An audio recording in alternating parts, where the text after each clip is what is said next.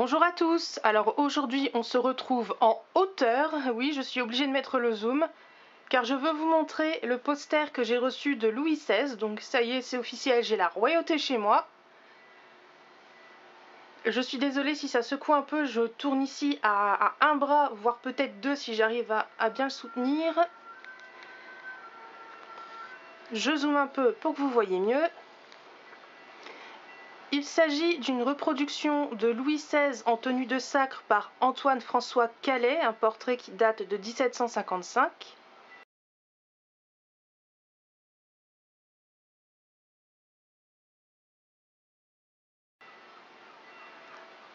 Alors, je ne connais pas énormément l'histoire de ce tableau, je pourrais vous donner 2-3 petits détails, et encore des détails de personnes complètement néophytes dans l'analyse de tableau.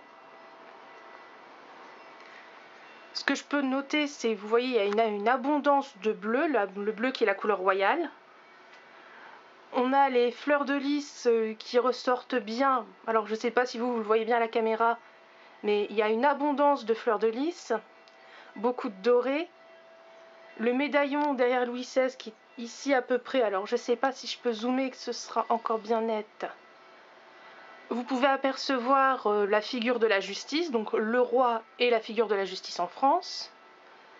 Louis XVI a également tous les symboles de la royauté, il a son sceptre, il a sa couronne, son épée, le défendeur du royaume.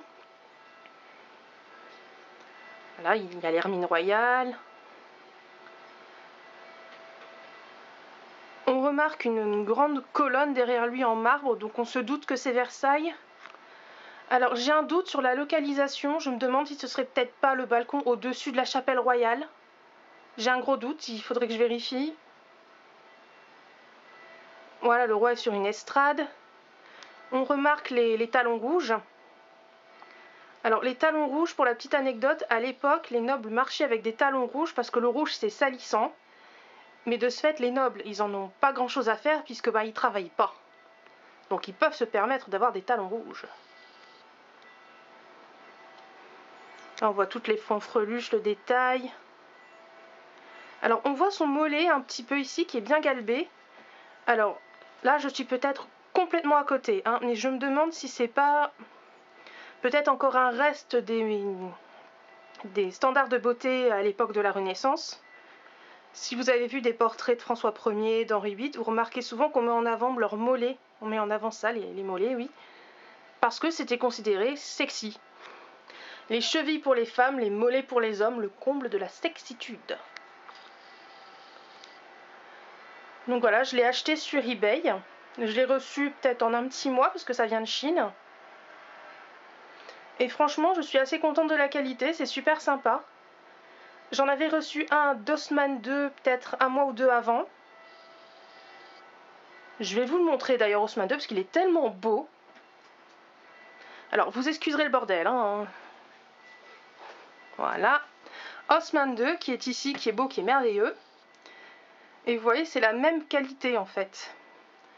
Si jamais ça vous intéresse, vous me le dites en commentaire. À ce moment-là, je vous mettrai le lien.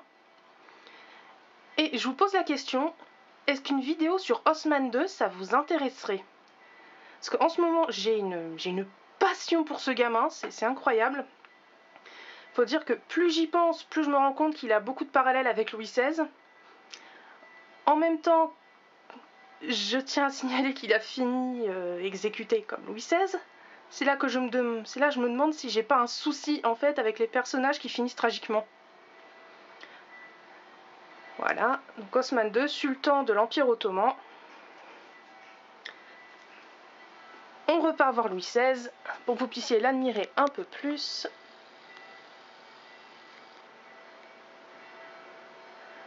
Je sais qu'ils font un Marie-Antoinette aussi chez le même vendeur.